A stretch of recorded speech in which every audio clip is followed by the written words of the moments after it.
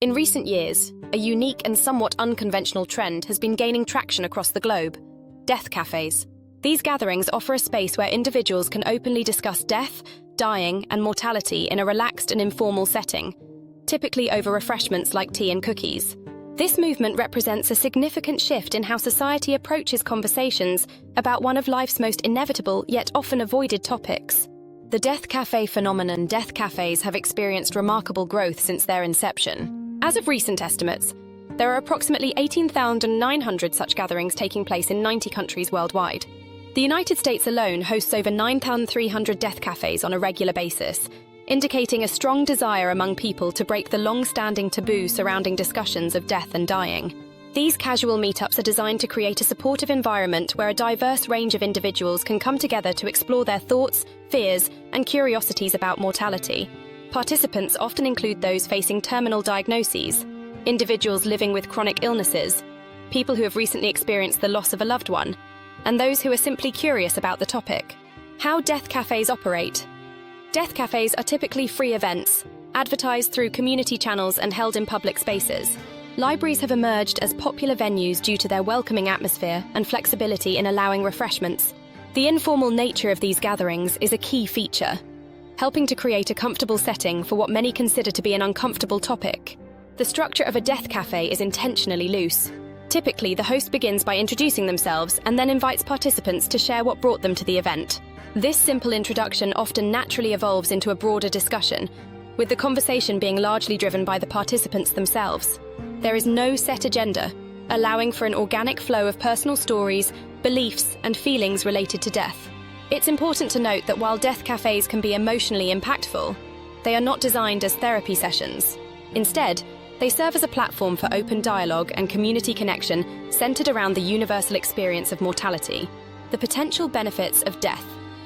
Cafes. Many attendees report positive outcomes from participating in death cafes.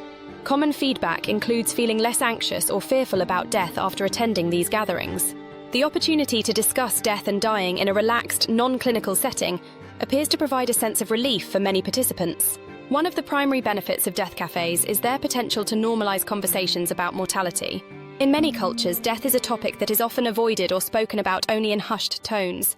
By creating a space where people can openly share their thoughts and experiences, death cafes help to demystify the subject and reduce the societal taboo surrounding it. These gatherings may also serve as a valuable complement to end-of-life care. For patients and families grappling with terminal illnesses or approaching end-of-life situations, death cafes can offer a supportive environment to process the emotional and psychological aspects of dying. The non-medical setting of these events can help individuals approach these difficult conversations from a different perspective, potentially easing some of the stress associated with clinical discussions of mortality. Moreover, death cafes can foster a sense of community among participants. Sharing personal experiences and listening to others can create bonds and reduce feelings of isolation that often accompany thoughts about death or experiences of grief. This communal aspect can be particularly beneficial for those who feel they lack support in their regular social circles when it comes to discussing these weighty topics. Potential risks and considerations. While death cafes offer numerous potential benefits, it's crucial to consider the possible risks and limitations associated with these gatherings. Mental health professionals and end-of-life specialists emphasize that while death cafes can be helpful for many, they may not be suitable for everyone and should not be viewed as a substitute for professional counseling or therapy. Some healthcare providers highlight the importance of normalizing conversations around grief, but caution that death cafes should not replace professional mental health support. They note that many individuals seeking grief counseling often feel isolated in their experiences, partly due to societal discomfort with grief and a lack of understanding about how to support those who are grieving. While exposure to healthy conversations about death can lead to a more fulfilling life by helping individuals prioritize what's important to them, the benefits or potential harms of death cafes largely depend on who attends and facilitates these gatherings. One concern is that individuals who are in a particularly vulnerable state emotionally or psychologically may find the casual nature of death cafes challenging or even distressing. For someone who has recently experienced a significant loss or is grappling with severe anxiety about death, the unstructured format of these gatherings might not provide the level of support or guidance they need.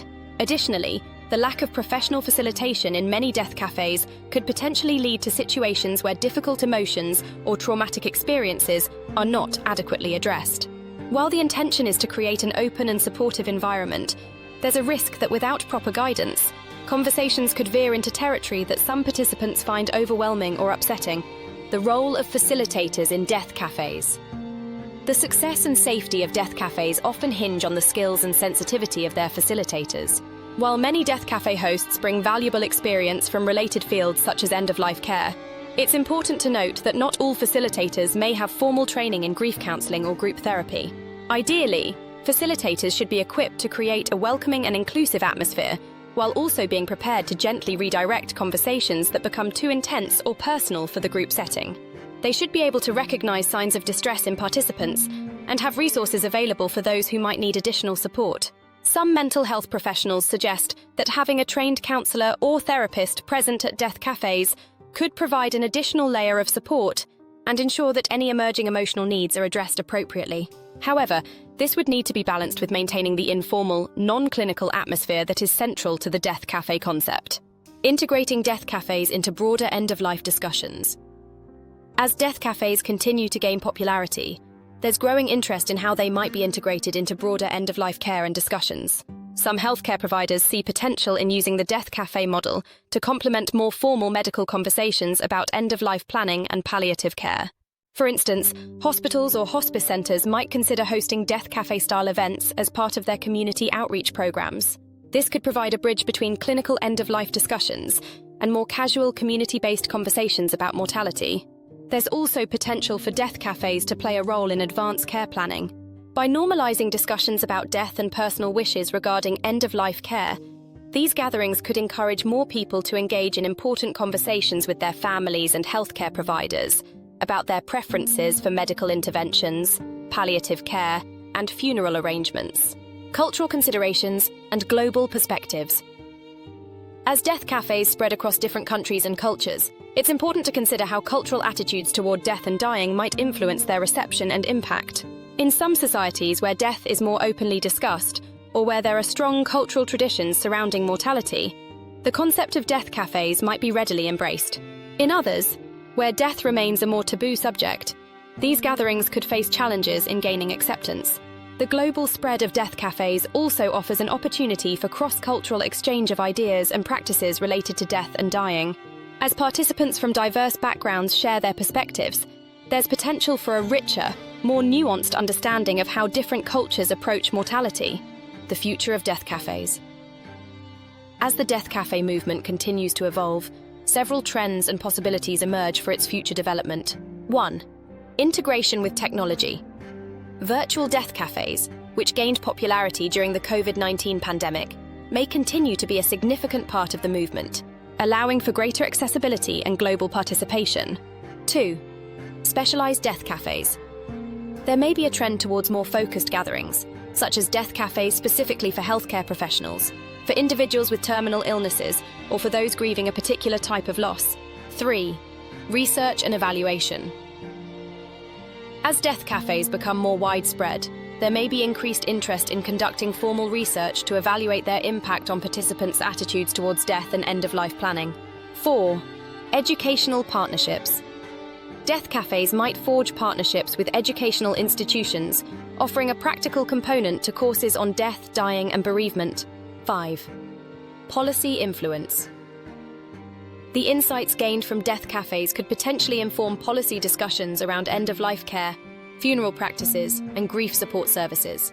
Conclusion: death cafes represent a grassroots response to society's often uneasy relationship with mortality. By providing a space for open, honest conversations about death and dying, these gatherings are helping to break down long-standing taboos and foster a more accepting attitude towards life's only certainty. While death cafes offer many potential benefits, it's crucial to approach them with an understanding of their limitations.